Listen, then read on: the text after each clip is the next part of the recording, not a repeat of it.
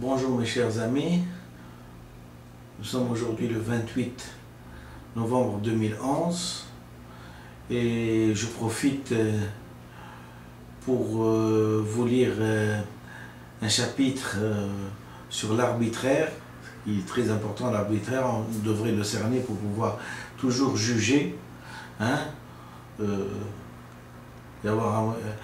avoir une bonne compréhension de ce qui nous entoure, de la politique en général, de la société, mais même dans une famille, comme dirait l'autre, c'est dans une famille, le tribunal dans une famille, c'est un tribunal qui ne dort jamais. C'est-à-dire que le problème de l'égalité entre entre les frères et sœurs, entre le gouvernement et ses citoyens se pose toujours. Et qui dit justice dit aussi arbitraire politique, c'est-à-dire que la justice est toujours confrontée à des extravagances du pouvoir politique. C'est ça l'arbitraire, et je vais vous lire ce qu'il en ressort, comme on dit. Arbitraire. Arbitraire est un adjectif est un adjectif ou un non-adjectif. Il signifie qui dépend uniquement d'une décision individuelle. Il peut alors être utilisé pour souligner qu'une décision est contraire à l'intérêt commun. De façon générale, il qualifie ce qui repose sur la raison, sur une nécessité logique, et par conséquent qui repose sur la seule volonté d'une personne ou d'un groupe.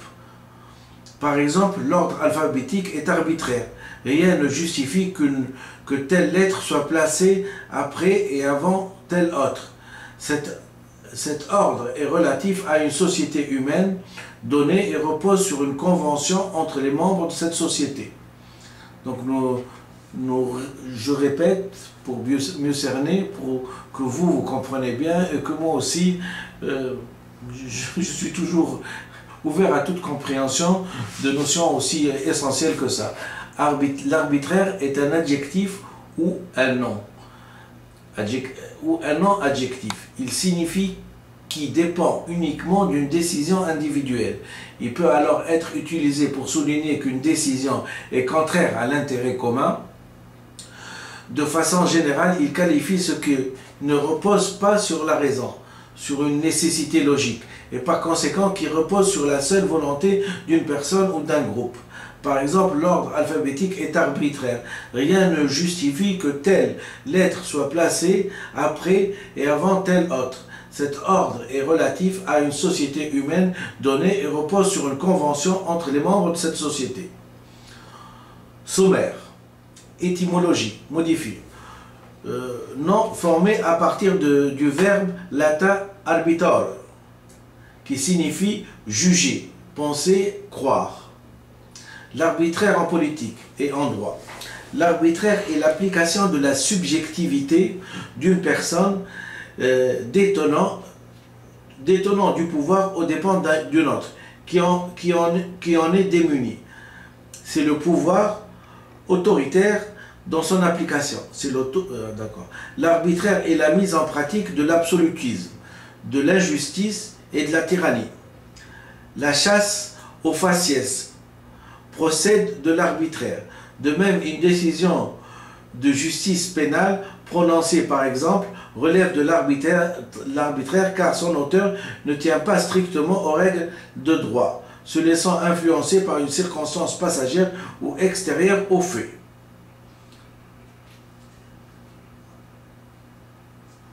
Je répète, l'arbitraire est l'application de la subjectivité d'une personne détenant du pouvoir aux dépens d'une autre qui en est démunie. C'est le pouvoir autoritaire dans son application.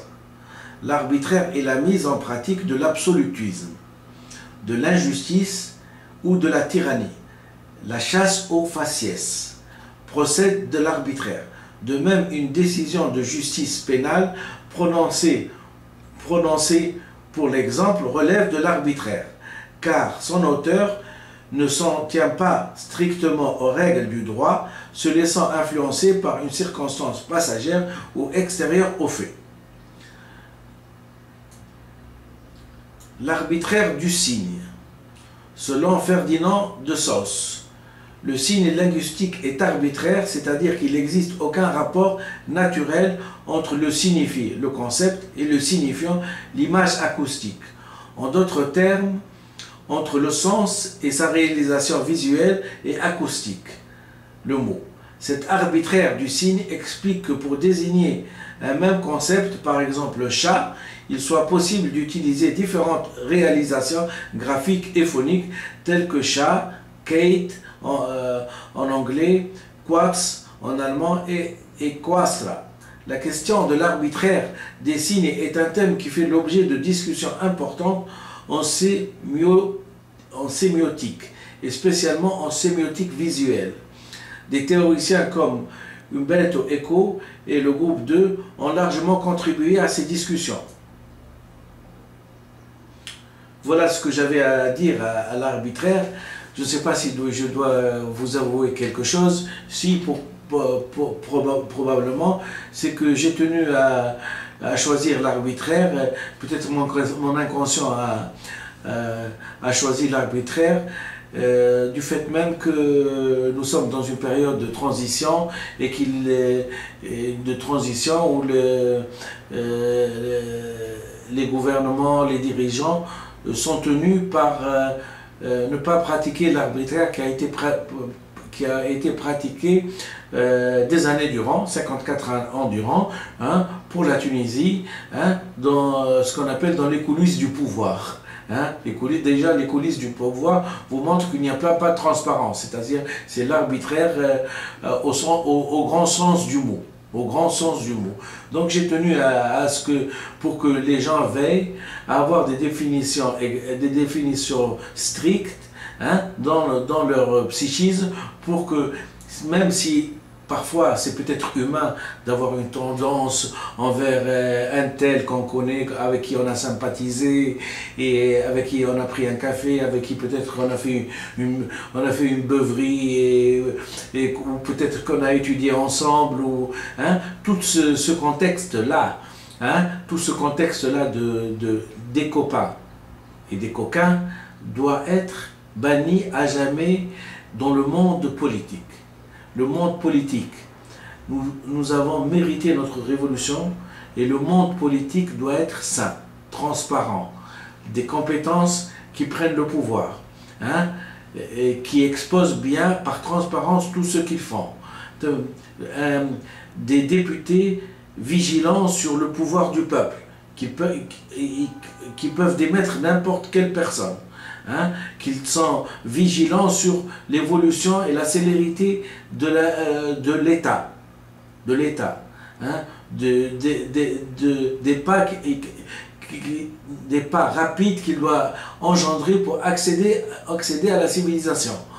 Voilà pourquoi j'ai choisi l'arbitraire, c'est pour un appel à la vigilance, pour que les gens qui maintenant vont avoir le pouvoir entre les mains soient intègres, soient honnêtes, et qu'ils n'exercent pas de pouvoir arbitraire, hein, ils n'exercent pas du tout de pouvoir arbitraire, et qu'ils doivent être toujours du côté de la justice et surtout du côté du peuple.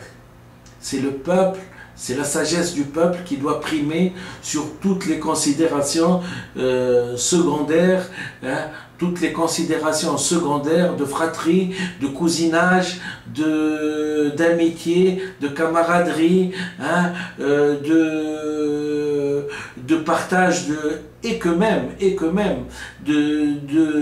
comment dirais-je, de sensibilité religieuse, non. La politique doit être intègre et elle doit veiller à ce que le peuple, avec toutes ses nuances, avec toutes ces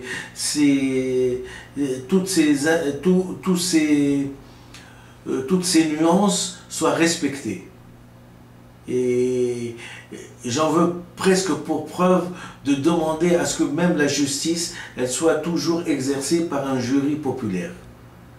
Parce que dans un jury populaire, hein, il y a, si si peu soit-il, une quinzaine, une vingtaine, peut émaner de cette quinzaine ou cette vingtaine, quand ils sont bien éclairés sur un problème juridique, et peut émaner une sagesse et peut amener une justice qui est conforme à la voix du peuple. Voilà ce que c'est pour ça que j'ai choisi arbitraire. Je vous remercie infiniment.